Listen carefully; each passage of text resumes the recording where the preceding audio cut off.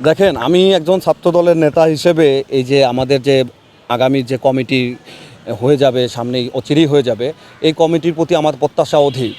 আমি সর্বপ্রথম মনে করি যে একজন সাংগঠনিক মানুষ, একজন দেশপ্রেমিক, সাংগঠনিক এবং শিক্ষার্থী বান্ধব নেতাই যেন ছাত্রদল নেতৃত্বে নিয়ে আসে। এর মধ্যে আমার পার্টির যারা হাইকমান্ড আছে, আমাদের সাংগঠনিক অভিভাবক দেশনায়ক তারেক রহমান রয়েছে। আমি তার কাছে বা সিনিয়রদের কাছে এই ব্যাপারটা আর্জি রাখতে পারি যে কনসিস্টেন্সি, যে প্রথম অবস্থা থেকেই শিক্ষা জীবনের সে ছাত্রদল করে এবং তার মধ্যে কোনো গ্যাপ ছিল না।